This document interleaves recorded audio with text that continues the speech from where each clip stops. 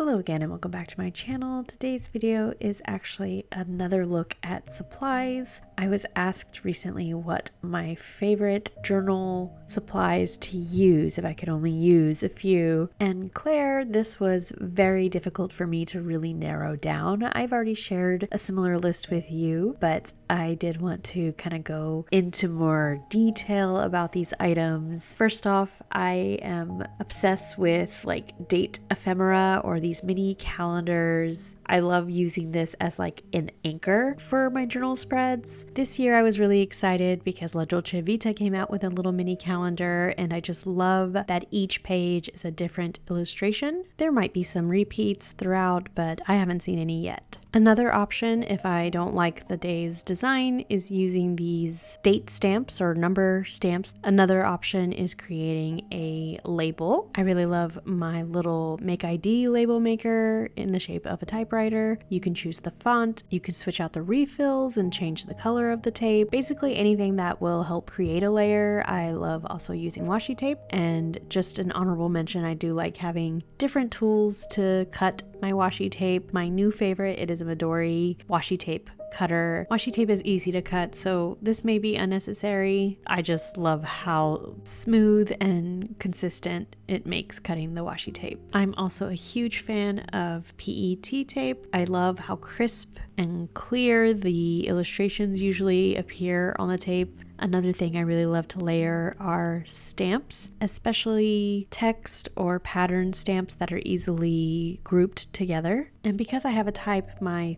themes are usually all very similar, stationery themed, botanical, cats, books. And I also really love getting sticker books that are a collection of the same kind of stickers. I also have several creators that I find inspiration from, and a few of them have released stickers in their style so that you can use it in your own journal. Another favorite are memo pads or post-it notes. I like the ones that aren't necessarily sticky so that I can put them in my typewriter. I like to pair memo or paper with a washi and a stamp and just kind of put everything together. I also enjoy using brush markers and dot markers, again, just something to accent the page. But these are just a few things I like to use on my daily journal. Again, I'm just anything that I can use that will be a layering piece. It's just kind of how I tackle journal spreads in general. If I don't have something in my stash that I think fits the journal spread, I can try to make it myself, or that's when a photo printer is handy because then I can just find a picture of something that I'm trying to use. But again, I like to focus on a corner, or I'll use one side to be kind of the main area of the collage, or I will bring it and spread it out towards the different corners of the page as well. I've been journaling like this for a while now, and I have collected several items, and I do rotations where some things I use less frequently when I get newer things that I'm loving, which is why I hope to go through my stash this year. I love the items I've curated over the past, oh my goodness, 9 years of being really involved in this hobby. And it's okay for you to just take your time and find things that you really love. I hope this leads you to those kinds of things that fit your style and help you decide what are the things you look for when decorating a journal spread. I definitely like to check to see if there's an item I'm curious about. I will look on YouTube or